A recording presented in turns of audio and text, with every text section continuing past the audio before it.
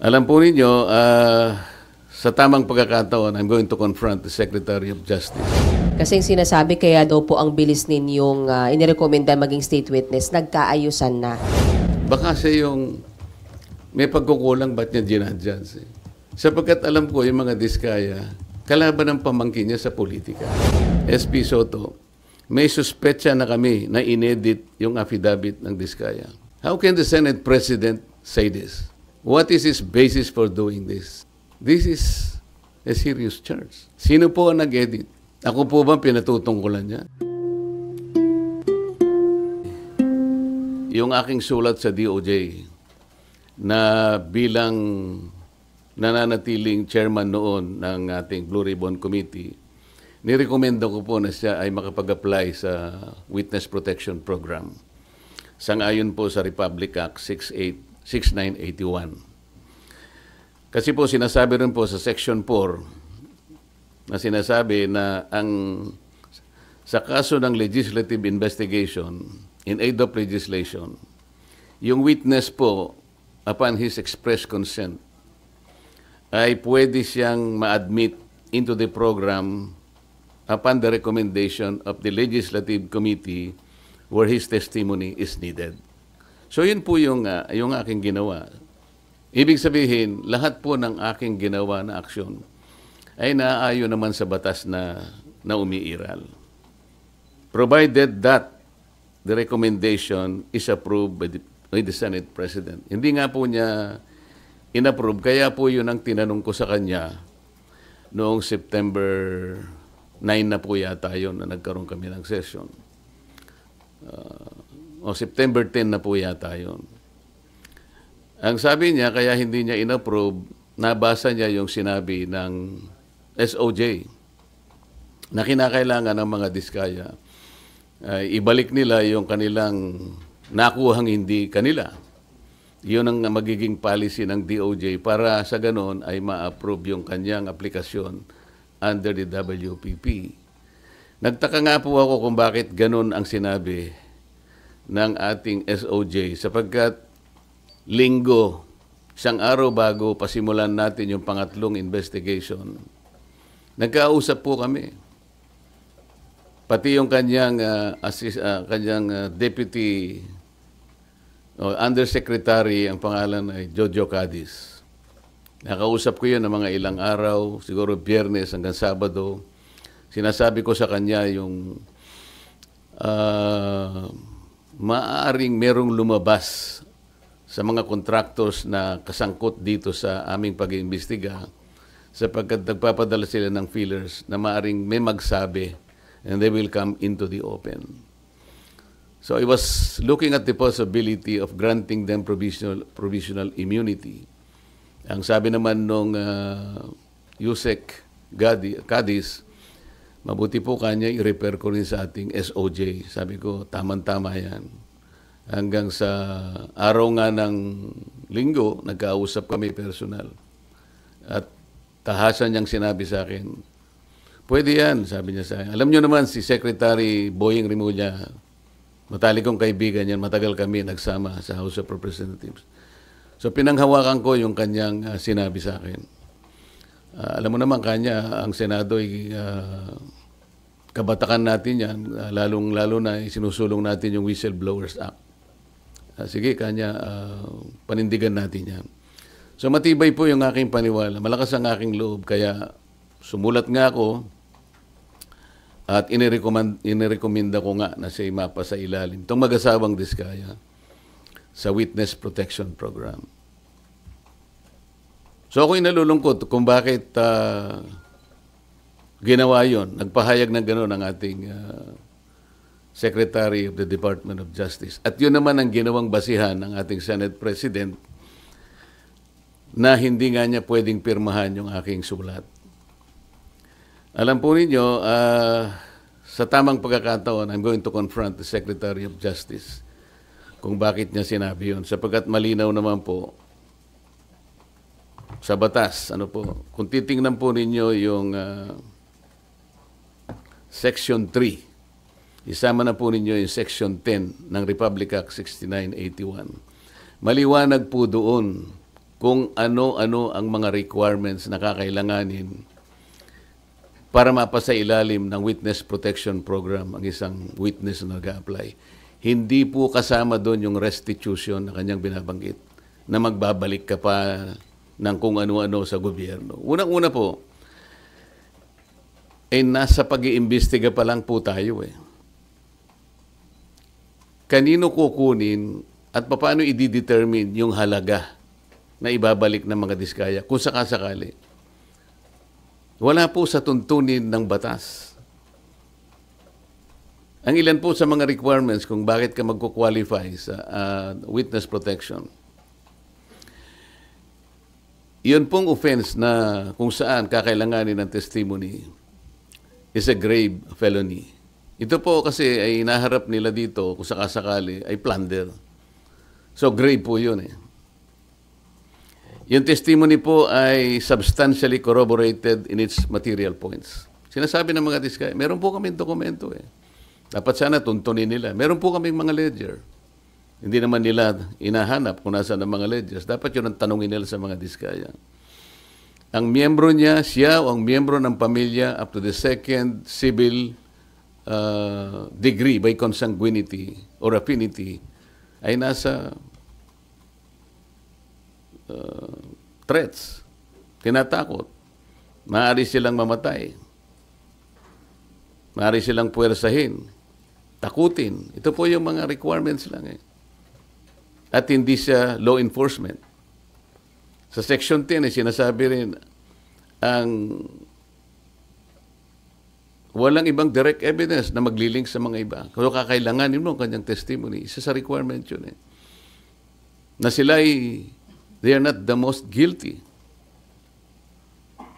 At hindi pa sila na-convict ng krimen involving moral turpitude. So makikita po ninyo rito, yung restitution na sinasabi ng Secretary of Justice, na yun naman ang pinagbasihan ng Senate President, hindi po kasama sa requirements para lang ikaw ay makapag-apply under the Witness Protection Program. Bakit po bumaligtad ang Secretary of Justice? Ngayon po, sinasabi ni Senate President, nagmamadali daw po ako na mabigyan sila ng Witness Protection Program. Yun po yung sinasabi ng batas eh. Pag hiningi nila with their consent, sapagkat nanganganib ang buhay niya, hindi ka magmamadali. Ilalagay ko po ba sa kamay ko ang kaligtasan ng mag-asawa na yun? Sila po ay nagkusa, gumawa ng salaysay. At kung malalagay ang kanilang buhay sa alanganin, sa peligro, sa kamatayan, hindi ko hihintayin na dumating yun. Gagawin ko yung katungkulan ko sa ilalim ng batas. Kung sinasabi nila nagmamadali ako, maaaring nagmamadali ako sapagkat yun ang kailangan para sila'y mailigtas.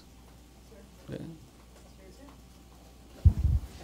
Sir, kaya nyo ba siya ini-apply sa Witness Protection Program? Sa tingin nyo ba, nagsasabi ng totoo yung mag-asawang diskaya? Kasi may mga observation na parang selective ang kanya lang pinangalanan, yung samantalang year 2016 pa, as early as 2016, nag-DDPWH projects na sila, pero parang wala siyang pinangalanan doon sa... Yung tanong mo kung pinaniwalaan ko, sinabi. Kaya that's beside the point eh. It's not for me to render judgment doon sa kanyang sworn statement. Iyon ang kanyang sworn statement. At sinabi niya roon na nanganganib po yung buhay ko namin dahil sa lumabas po kami na ganito. At bukod doon, bago siya gumawa ng isang sworn statement, minabuti ko para masiguro ko na talagang voluntaryo ang kanyang gagawin. Sabi ko sa emissary niya, pasulatin mo siya sa akin kahit na handwritten note na talagang voluntaryo niyang gagawin at kung bakit niya gagawin yon. Nasatisfy ako doon sa kanyang sulat. Kaya sabi ko, sige, sabihin niyo sa kanila, gumawa sila ng sworn statement. Hindi para sa akin na i-judge yung sworn statement. Ito will form part of the proceedings na pagdating ng araw, ito ay gagamitin po ng korte. Mahaba pong proseso ito eh. The Senate President already rendered judgment doon sa sworn statement. Dapat hindi po gano'n eh. Wala po kaming karapatan husgahan ang sworn statement ng isang taong gustong magpahayag ng kanilang saloobin may kinalaman sa pag-iimbestiga nito. Pero sir, yung decision nyo na gawin siyang state witness. Hiningi po niya yon at nasa batas po na kinakailangang ibigay sapagkat nanganganib nga yung buhay niya sang-ayon sa kanilang pahay. Nakikita ko rin po, sa tahanan nila, pinagbababato sila. Ano po ang gagawin ng isang chairman ng Blue Ribbon Committee? Sir, nakonsulta daw po ba yung mga miyembro ng Blue Ribbon o yun ay sariling decision nyo, sir? Paano kung kukonsultahin? Hindi ko nga alam kung maglalabas sila ng sworn statement. Nung ibigay nila sa akin yon, gabi ng linggo, nung makuha ko yung in a sealed envelope, wala na akong pagkakataon na bigyan ko ng kopya ang aking mga kasama. So dahil magsisimula ng alas 9, doon ko inihayag yung sworn statement. Hi, sir. Sir Mean po from TV5. Sir, I Yes, need to ma'am. ask this. Kasi yung sinasabi kaya daw po ang bilis ninyong inirekomenda maging state witness, nagkaayusan na. Would you want Sino to po comment? nagsabi nun? Sir, yun yung mga nag-circulating among netizens, sir, nung time na lumabas yung letter na... Sana po merong nagsabi talaga kasi mahirap mag-speculate ng ganun. Nilabas, nagmadali po ako. Ako po, sinasabi ko sa inyo ang katwiran ng dapat magmadali. Yun po yung yun po yung sinasabi ng batas. Binasi ko po sa batas lahat ang aking ginawa. At hiningi po nila at sa aking palagay po ay nanganganib nga sila sapagkat marami silang binanggit na mga pangalan at nakikita ko rin naman kung anong ginagawa ng mga tao sa kanilang sariling tahanan. Hindi po ako pwedeng magbakasakali. Ayaw kong ilagay sa kamay ko yung kaligtasan nila. Kung hindi ko po ginawa, ako po ang nasisi. Baka iba po ang tanong nyo sa akin ngayong umagang ito. Sir, since malinaw at matibay po pala yung sandigan kung bakit nyo ginawa ito, would you seek audience with Senator Ping as the new Blue Ribbon Chair para po makiusap or paliwanag sa kanya ba't kailangan maging state witness yung Discayas? Alam ko po, alam niya ang tuntunin ng ating mga batas. Iyon po ay sinasaalang-alang ng batas. Hindi po ako naniniwala na hindi nila alam. Babasahin lang po nila yung Republic Act 6981. Nandun po yung mga provision, sino-sino ang pwedeng mag-apply. Ang requirements po, sila po ba ay covered ng mga requirements? Sila po ba ay pasok do sa mga requirements? Alam po nila kung papasok o hindi. Hindi ko na kailangang makipag-usap. Kung kinakailangan, bakit hindi? Ngunit, baka mamaya sinasabi nila, may pinagtatanggol na naman ako. Ang dapat po niyong mapansin ay ganito. Bakit po nila ginadjudge yung sworn statement? Wala pong sino sa amin ang pwedeng mag-judge. Not even the Senate President. Ako nga pwede akong magsabi na baka siya yung may pagkukulang ba't niya ginadjudge. Sapagkat alam ko yung mga Diskaya, kalaban ng pamangkin niya sa politika. Meron akong babanggitin sa inyo na mga ibang pangungusap na ginawa niya na kailangan po nating linawin din. Kaya ito ang dahilan kung bakit ko kayo pinatawag sa isang press con. Ito po mula sa ANC Head Start. Interview ni Ms. Karen Davila about the Blue Ribbon Chairman being a lawyer.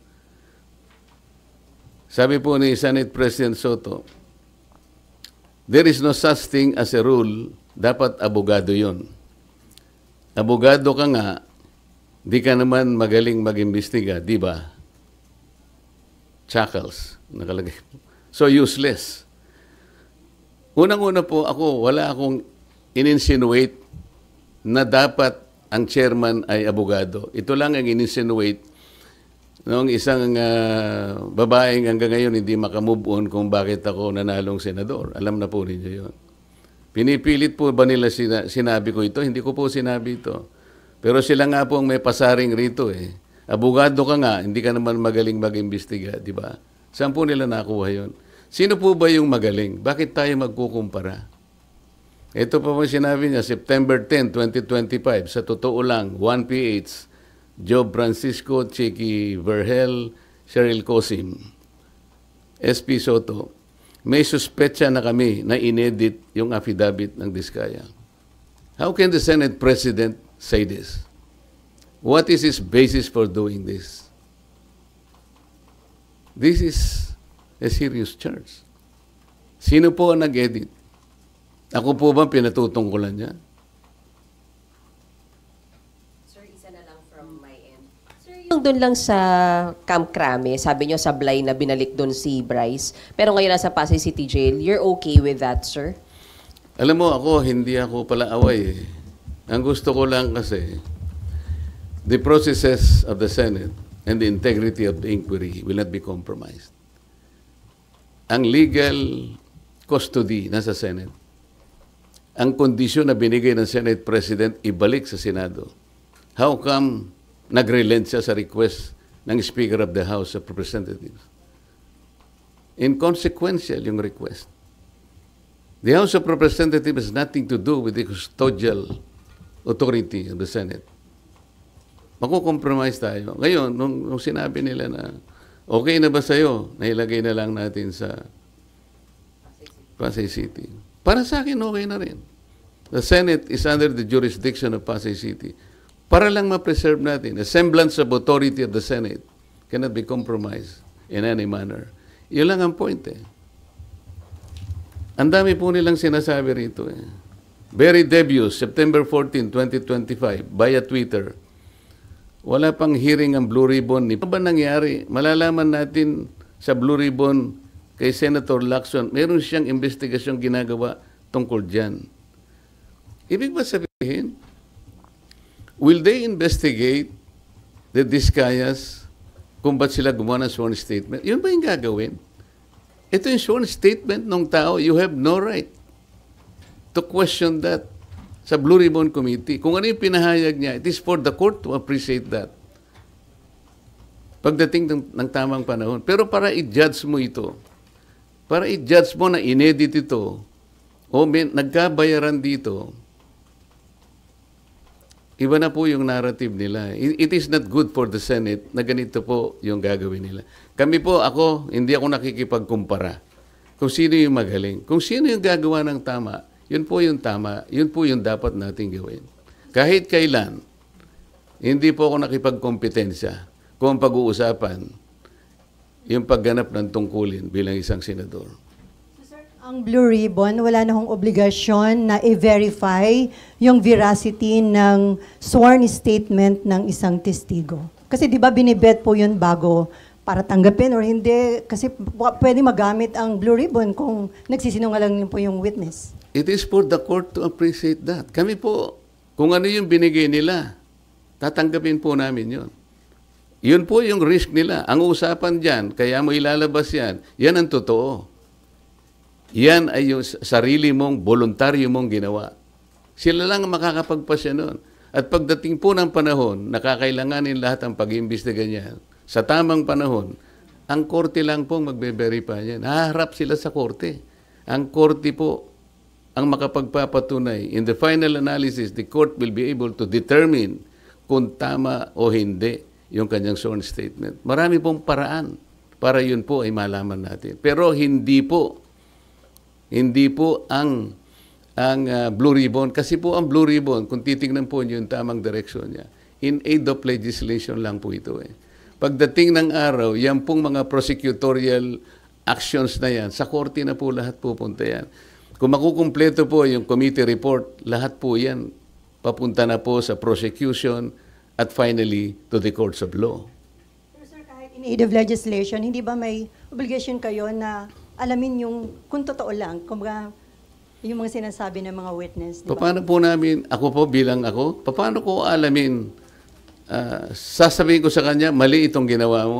Kami nga ang naging carrier sa kanila para lang tulungan ng Estado, para tulungan ng gobyerno. Kung ano po yung nalalaman ninyo, kasi hindi namin lahat magagawa ito. Kaya nga mayroong witness protection program. Sa akala nyo ba, mayroong magsasabi kung sinong mga senador at sinong mga congressmen ang sangkot dito kung wala kang gagamitin under the witness protection program?